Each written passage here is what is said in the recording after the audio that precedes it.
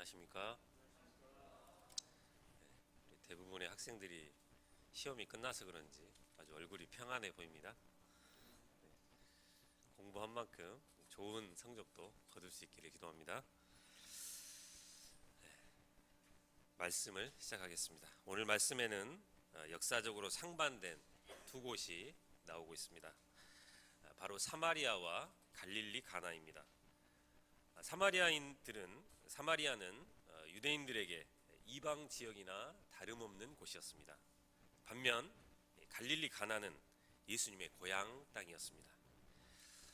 그런데 사마리아에서 예수님은 추수꾼처럼 신이 나서 열매를 모으셨지만 고향 땅에서는 높임을 받으시지 못하셨습니다. 예수님은 그들의 문제가 표적신앙이라고 지적하셨습니다. 예수님은 왜 표적신앙은 인정해주지 않는 것입니까? 예수님은 말씀으로 인해서 믿는 자들을 기뻐하십니다. 오늘 우리의 믿음은 무엇을 기초로 하고 있습니까? 기록된 하나님의 말씀을 믿고 듣고 믿는 자들이 되기를 기도합니다. 27절과 28절을 보십시오. 때는 예수님께서 목마름의 문제로 고통하고 있는 한 사마리아 여인을 만나주시고 그의 영혼의 갈증을 해결해 주신 때였습니다. 먹을 것을 구하러 간 제자들이 돌아와서는 여자와 대화하시는 예수님을 이상히 여겼지만 감히 딴지를 걸지는 못했습니다. 의문에 휩싸인 제자들과는 달리 여인은 물을 뜨러 왔던 목적도 까맣게 잊어버리고 소중한 자산인 물동이도 버려둔 채로 동네로 들어갔습니다.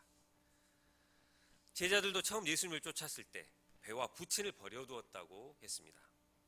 물동이를 버려두었다는 것은 여인이 더 이상 현실 문제에 얽매이지 않게 되었다는 것을 말해줍니다. 먹고 사는 문제로 고통하던 인생에서 벗어나 더 고차원적인 인생으로 전환되었음을 말해줍니다. 예수님은 여인을 물과 같은 인생에서 포도주와 같은 인생으로 변화시켜 주셨습니다. 여인은 물동이를 버려두고 무엇을 했습니까? 29절을 보십시오. 내가 행한 모든 일을 내게 말한 사람을 와서 보라. 이는 그리스도가 아니냐 하니. 이 여인은 과거 어떤 여인이었습니까? 그녀는 남들의 눈을 의식하며 아무도 없는 시간에 몰래 물을 뜨러 다니던 여인이었습니다. 그런 여인이 사람들 앞에 나서기가 쉽지 않았습니다. 부도덕한 여인이라고 손가락질 하지는 않을까? 과연 내 말을 믿어줄까? 이런 부정적인 생각을 이겨내야 했습니다. 그러나 이런 부정적인 생각들보다 여인의 내면에는 메시아 그리스도를 만난 그 기쁨과 확신을 주체할 수 없었습니다. 동네 사람들도 이분을 만나면 생수를 맛보게 될 것이라는 그런 확신이 들었습니다. 그래서 그녀는 자신의 콤플렉스를 이겨내고 담대히 내가 행한 모든 일을 내게 말한 사람을 와서 보라고 외칠 수가 있었습니다. 그녀의 소감은 사마리아인들에게 무척 놀랍고 은혜로웠습니다.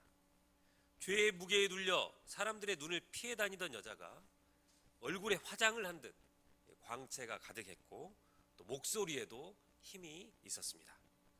우리 소희 목자님처럼 생글생글한 미소가 가득했습니다. 여인을 이렇게 변화시키신 분이 누구인지 궁금했습니다. 그래서 여인의 증언을 들은 마을 사마리아 사람들은 하나둘 동네에서 나와서 예수님께로 왔습니다. 31절에서 34절은 예수님께서 제자들에게 사람이 어떤 존재인가를 가르쳐 주신 내용입니다. 제자들은 구해온 양식을 잡수시도록 드렸는데 예수님은 제자들의 수고를 감사히 받으시기보다는 그들에게 나는 너희가 알지 못하는 양식이 있다고 수수께끼와 같은 말씀을 하셨습니다. 예수님께서 이렇게 말씀하신 이유가 무엇입니까? 이는 제자들에게 사마리아 땅에서 일어나고 있는 그 복음 역사에 대해서 관심을 갖도록 그들의 의식을 깨우기 위함이었습니다. 양식은 사람의 생명 유지를 위해서 꼭 필요한 것입니다. 우리는 먹는 것에 관심이 많이 있습니다. 요즘은 쿡방송이 이렇게 대세를 이루고 있습니다. 여기저기 채널에서 새로운 요리들을 만들어내고 또 이를 따라서 합니다. 다양한 맛집들을 소개해주고 찾아다니면서 먹는 그런 즐거움을 누리기도 합니다. 하지만 이것도 야곱의 우물물처럼 먹을 때는 배부르지만 얼마 되지 않아 또다시 배고픔을 느끼게 됩니다. 심지어 우리 성준 형제님은 밥을 먹고 있어도 배가 고프다고 말을 했습니다. 예수님은 제자들에게 하나님의 뜻을 행하고 또 하나님의 일을 온전히 이루는 것이 양식이라고 말씀하십니다. 여기서의 양식은 힘과 또 즐거움을 상징하는 것입니다. 사람들이 사는 것을 보면 입으로 먹는 양식 말고 다른 것으로 양식을 삼는 경우가 있습니다. 사랑이나 인정으로 양식을 삼기도 하고 또 자녀들의 성공으로 양식을 삼기도 합니다. 요즘은 주식과 또 주택 마련을 양식 삼는 이들이 많이 있습니다. 20세 청년들 중에는 그들의 수입을 가상화폐에 올인을 하는 이들도 많다고 합니다. 누군가 이 청년들에게 돈을 많이 벌어서 뭐 할 거냐고 물어봤더니 부동산에 투자할 것이라고 했다고 합니다. 우리나라는 부동산 투자를 양식 삼는 이들이 많이 있는 것 같습니다. 그래서 유독 LH 사태처럼 땅을 투기하는 것에 민감합니다. 예수님은 광야에서 마귀가 돌들로 떡덩이가 되게 하라고 시험하실 때 사람이 떡으로만 사는 존재가 아니요 하나님의 입으로부터 나오는 말씀으로 사는 존재임을 가르쳐 주셨습니다. 그렇습니다. 사람은 단순히 먹고 살기만 하는 그런 존재가 아닙니다. 광야 1세대는 출애굽의 크신 은혜를 입었지만 원망하고 또 불평하고 이런 범죄함으로 인해서 가네스 바데아에서 무려 40년간을 단순히 먹다가 죽었습니다. 예수님은 제자들이 이렇게 먹다 죽는 그런 인생이 아니라 지금 사마리아에 일어나고 있는 복음 역사를 보면서 하나님께서 그들을 통해 이루고자 하시는 일에 제자들도 동참하기를 바라셨습니다. 예수님은 하나님의 일을 감당하시는데 온갖 수고를 무릅쓰셨습니다. 역사적, 지리적, 문화적 장벽들을 깨고 사마리아로 통행하셨습니다. 태양이 이글거리는 정오에 야곱의 우물가에서 퉁명스러운 사마리아 여인을 만나주시고 또 그에게 생수를 공급해 주셨습니다. 예수님은 가는 곳마다 이 진리의 말씀을 선포하시고 또 병든 영혼들을 치료해 주셨습니다. 이 일이 힘들다고 중도에 포기하지 않으시고 십자가에서 자신을 죽기까지 온전히 하나님의 뜻에 순종하셨습니다. 마침내 예수님은 십자가에서 다 이루었다라고 말씀하시고 운명하셨습니다. 요한복음 17장 4절에서 예수님은 아버지께서 명하신 것을 다 이루어 아버지를 이 세상에서 영화롭게 하였다고 말씀하셨습니다. 오늘 우리는 무엇을 양식 삼아 살고 있습니까? 세상 사람들에게 속아서 먹고 사는 데만 관심을 두고 이것들을 양식 삼기가 쉽습니다. 하나님께서 나에게 하라고 하신 일이 무엇일까요? 하나님께서 하라고 하신 일을 특정 짓기는 어렵습니다. 누군가에게는 자녀들을 잘 돌보는 일일 수도 있고 또 직장에서는 하나님의 자녀로서 살아가며 영향력 있는 삶을 사는 것일 수도 있습니다. 예수님이 한 영혼의 구원을 하나님의 일로 보았듯이 오늘 우리들도 곁에 있는 한 영혼을 구원하는 일이 하나님이 나에게 하라고 하신 일일 것입니다. 우리가 먼저는 하나님이 나에게 하라고 하신 일이 무엇인지를 발견하고 먹다가 죽는 그런 인생이 아니라 한 영혼을 위해서 기도하며 또 한 영혼을 섬기는 목자 예수님을 배우는 인생들이 되기를 기도합니다. 35절에서 38절은 사마리아에서 일어나고 있는 복음 역사에 대한 예수님의 해석입니다. 농부들은 씨를 뿌리고 나서 한참을 기다려야 수확을 할 수가 있습니다. 우리나라에서 벼농사는 보통 이맘때인 4월 말 5월 초에 파종을 해서 10월 달에 거두어 드립니다. 보통 콩 종류가 수확이 빠른데 강낭콩이나 완두콩도 2달은 지나야 수확이 가능하다고 합니다. 그래서 여기 넉 달이 지나야 추수할 때가 이르겠다고 하신 것은 농사에 빗대어서 말씀의 씨를 뿌린 후에 그 열매를 거두기 위해서는 시간이 걸린다는 것을 말씀하고 있습니다. 그런데 예수님은 씨를 뿌림과 동시에 이미 희어져 추수하게 되었다고 감탄을 하고 계십니다. 영원히 목마르지 않는 생수를 맛본 한 여인의 증거를 통해서 사마리아인들이 예수님을 믿게 된 것입니다. 예수님은 거두는 자가 되어서 기쁨을 맛보셨습니다. 그리고 그동안 사마리아 땅에서 순교하기까지 말씀을 전한 그런 뿌리는 자들의 공로도 인정해 주셨습니다. 38절은 예수님이 나중에 제자들을 이곳으로 보내어 그들이 노력하지 않는 것을 거두게 될 것이라는 예언적인 말씀입니다. 농사를 지으면 씨를 뿌리는 자가 거두게 됩니다. 그러나 영적인 추수는 그렇지 않습니다. 내가 열심히 말씀의 씨를 뿌렸는데 거두지 못하는 일이 다반사입니다. 이때 힘이 빠지고 헛수고했다는 생각이 들기도 합니다. 그러나 뿌린 씨는 누군가에 의해서 열매를 거두게 됩니다. 이런 확신을 가질 때 순수한 마음으로 계속해서 씨를 뿌릴 수가 있습니다. 또한 내가 바로 거둔 것에 대해서도 자랑하거나 교만할 수가 없습니다. 누군가 씨를 뿌린 사람이 있기 때문입니다.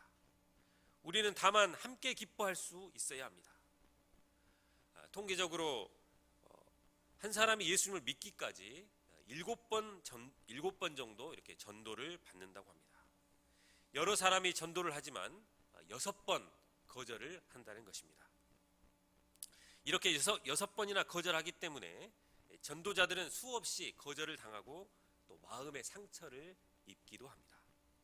열심히 복음을 전해도 받아들이지 않으면 낙심하고 다시 전도하고 싶지 않습니다. 특히 요즘 같은 코로나가 창궐한 때에 누군가에게 전도를 하면 더욱더 이상한 사람 취급을 당하게 됩니다. 그러나 7번의 거절을 당하는 그런 과정이 없으면 예수님께로 나아올 수가 없습니다. 실제로 우리 중에도 한 번의 복음을 영접한 사람은 거의 없었습니다. 그러므로 거절을 당할 때마다 6번만 거절당하면 이 사람도 예수님을 믿을 수 있겠구나 하는 소망을 가지고 믿음으로 도전해야 하겠습니다. 하나님의 역사는 협동의 역사입니다. 세대와 세대의 협동이고 또 나와 너의 협동입니다. 우리가 지금 부지런히 뿌리는 자의 수고를 감당한다면 나중에 하나님 나라에서 생각하지 못한 즐거움을 누리게 될 것입니다. 천국에 가면 생각지 못하게 거둔 자와 함께 즐거워하게 될 것입니다. 우리 목자님들의 소개로 유튜브에 있는 호주 시드니 무명의 전도자라는 아주 은혜로운 영상이 있다고 해서 찾아보았습니다. 내용은 이렇습니다. 호주 시드니 조지가에서 40년 동안 3마디의 말과 전도지 한 장을 나누어진 실제 노인의 이야기였습니다. 그는 선생님 구원 받으셨습니까? 당신이 만약 오늘 밤에 죽는다면 천국에 갈 수 있겠습니까? 이렇게 간단히 전도했습니다. 그는 하나님께 소원한 대로 40년간이나 이 일을 했습니다.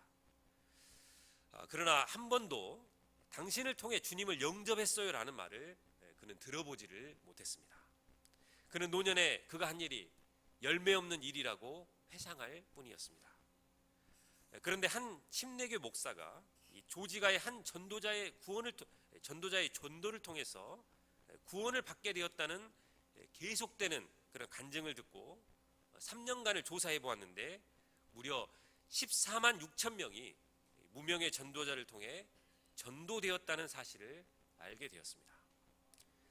이 무명의 전도자는 이 목사와 감격적인 만남을 갖게 되었고 뜨겁게 눈물을 흘리며 주님께 감사하며 영광을 돌리게 되었다고 했습니다.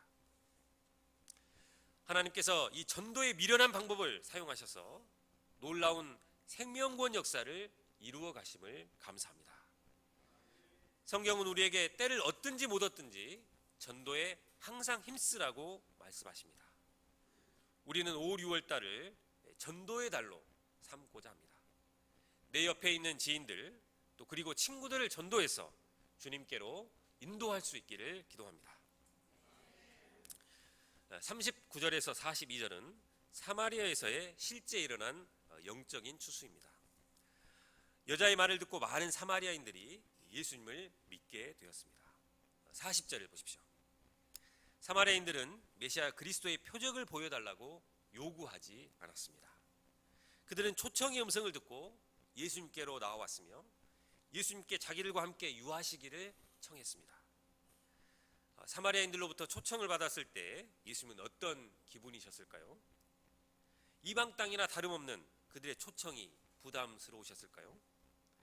예수님은 세리장이었던 삭개오를 만나시고 삭개오야 속히 내려오라, 내가 오늘 내 집에 유하여야 하겠다 하심으로 공인된 죄인이었던 세리의 집에서도 기쁨으로 함께 머무셨습니다.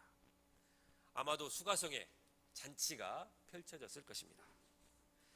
예수님은 그곳에 이틀이나 머무셨습니다. 제1회 수가성 봄수양회가 2박 3일간 계속되었습니다. 41절을 다 함께 읽어보겠습니다. 41절입니다. 시작. 예수의 말씀으로 말미암아 믿는 자가 더욱 많아진 비결이 무엇입니까? 예수님의 말씀 때문이었습니다. 우리는 흔히 기적이나 또 귀신을 내쫓는 이런 역사가 있을 때 신자들도 더 많아질 것이라고 생각합니다. 우리 안에 어떤 성령의 역사가 나타나야 믿음도 성장할 것이라고 생각합니다. 그러나 오늘 말씀에서 보듯 믿음은 말씀과 밀접한 관계가 있습니다. 말씀으로 말미암아 믿음이 생겨나게 되는 것이 성경적인 원리입니다.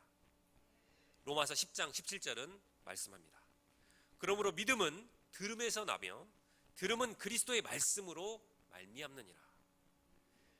믿음은 교회를 오래 다닌다고 해서 저절로 생기는 것이 아닙니다. 말씀을 잘 들을 때 예수님을 인격적으로 만나고 말씀에 기초한 자립적인 믿음의 사람으로 성장하게 됩니다. 그러므로 우리는 먼저 예수님의 말씀을 귀 기울여 한 말씀 한 말씀을 들어야 합니다. 그리고 성경 공부를 할 때 양들이 말씀을 통해서 예수님을 인격적으로 만날 수 있도록 기도해주고 또 말씀을 잘 연구해서 가르쳐야 합니다. 오늘 우리 모임도 말씀으로 말미암아 믿는 자가 더욱 많아지는 놀라운 역사가 있기를 기도합니다.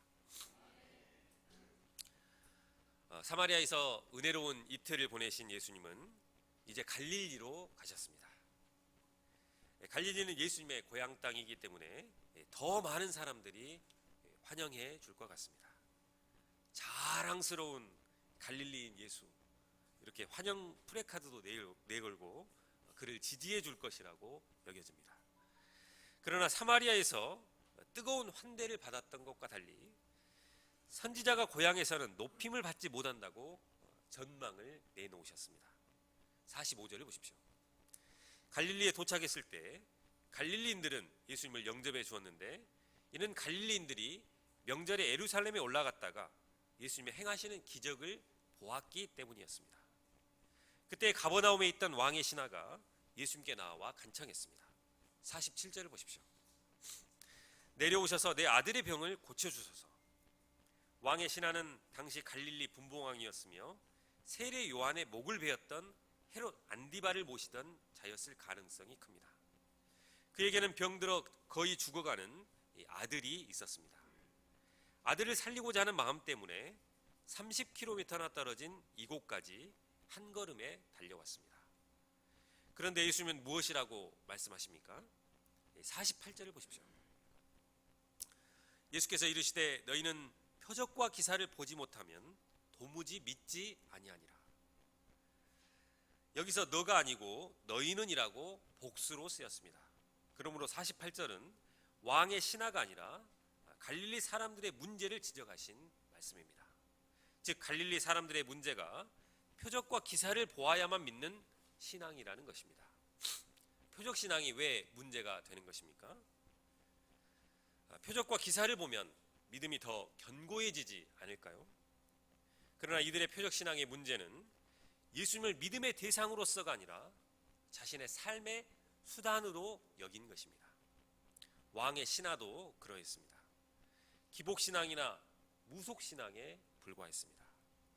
그는 사경을 헤매는 자식을 통해서 하나님께서 무엇을 요구하시는지, 또 자신의 삶이 어떻게 변화되어야 할 것인지 전혀 생각해 보지 않고 또 생각해 보려고 하지도 않았습니다. 자신의 삶의 변화와는 전혀 무관하게 자식의 병만 낫기 위해서 예수님을 필요로 한 것입니다. 자신의 삶은 변화될 의사가 추호도 없으면서 단지 예수님을 이용해서 자신의 목적을 성취하려고 한 것입니다. 그것이 그 자신으로서는 믿음이었지만 주님이 보실 때는 하찮은 무속신앙에 불과한 것이었습니다. 우리가 어떤 일을 당하면 그 안에 하나님의 크신 섭리와 사랑이 있습니다. 하나님께서 이루시고자 하시는 그 큰 그림이 있는 것입니다. 그런데 그러한 하나님의 섭리에는 관심이 없고 오직 나의 목적만을 이루려고 하는 것이 바로 기복신앙이고 무속신앙입니다. 기복신앙이나 무속신앙이 무엇입니까? 그것은 신을 얼르고 또 신을 달래는 것입니다. 그러니까 내가 변화되지 않고 주님을 변화시켜서 나의 목적을 이루고자 한다면 이것은 무당을 찾아서 구판을 벌리고 있는 자와 별다른 차이가 없다는 것을 알아야 합니다. 이스라엘 백성들이 그러했습니다.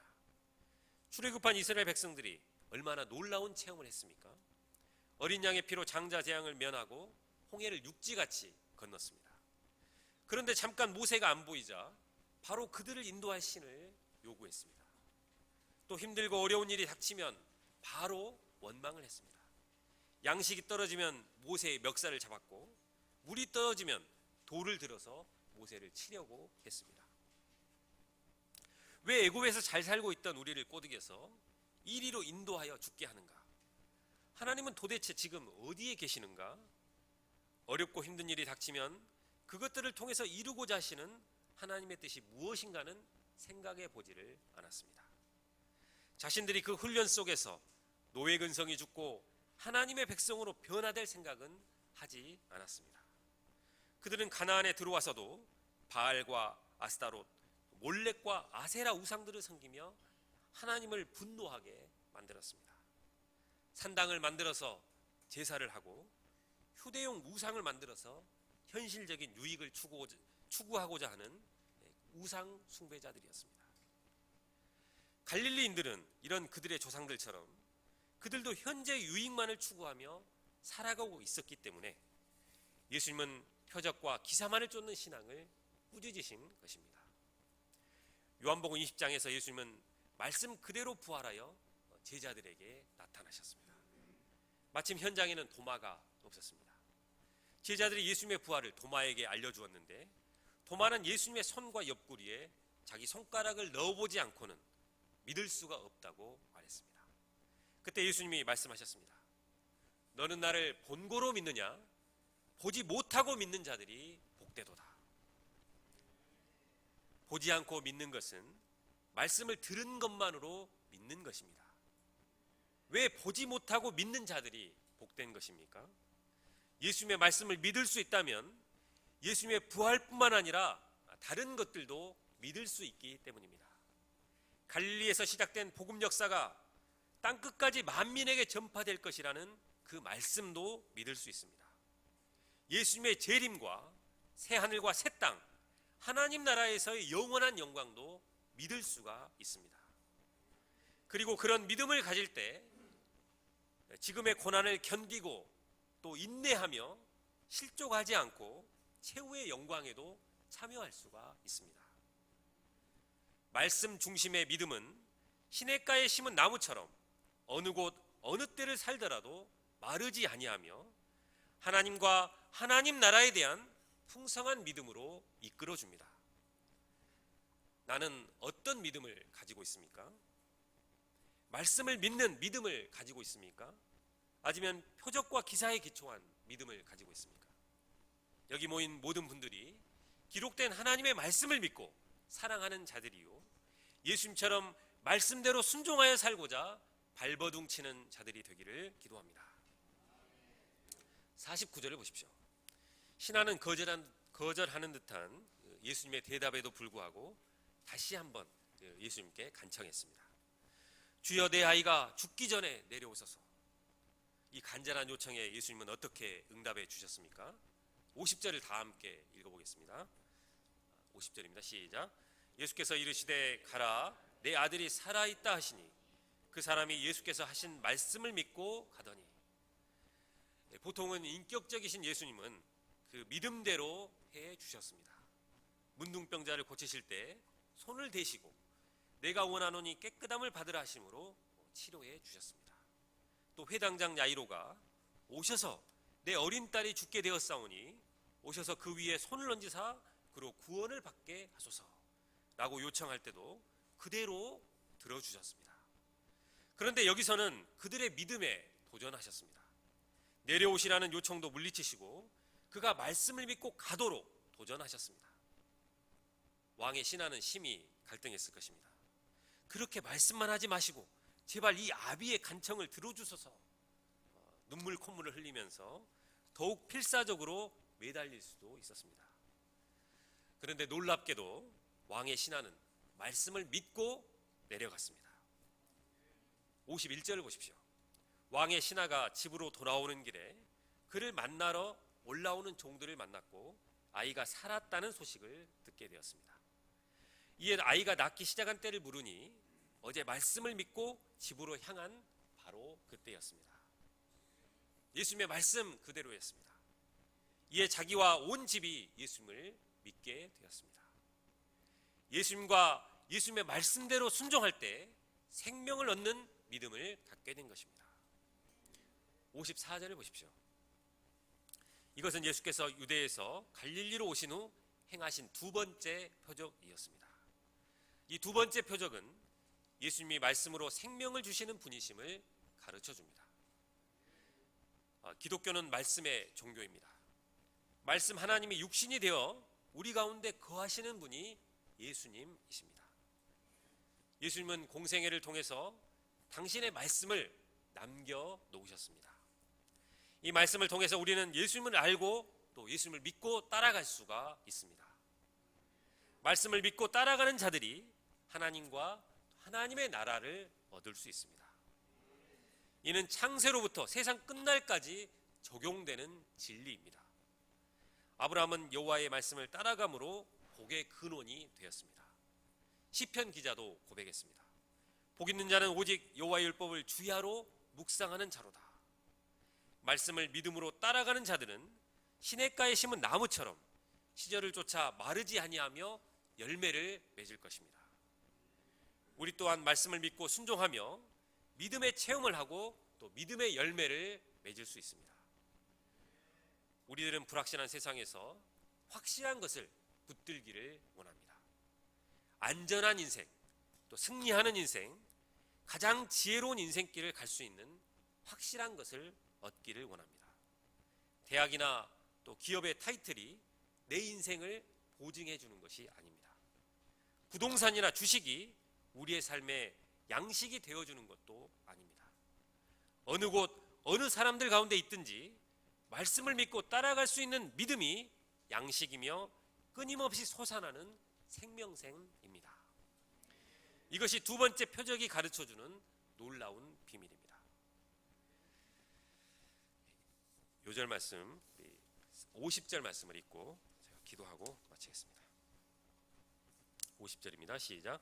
예수께서 이르시되 가라, 내 아들이 살아있다 하시니 그 사람이 예수께서 하신 말씀을 믿고 가더니. 하나님 아버지, 이 시간 우리의 얄팍하고 또 기복적인 신앙을 회개합니다. 표적을 보려고 기대하는 믿음이 아니라 말씀을 듣고 믿는 믿음을 소유한 자들이 되게 하시기를 기도합니다. 저희가 말씀에 귀 기울이고 한 말씀 한 말씀 경청하여 들음으로 말씀에 기초한 믿음을 소유한 자들이 되고 이러한 자들을 양성할 수 있기를 기도합니다. 예수님의 이름으로 기도합니다.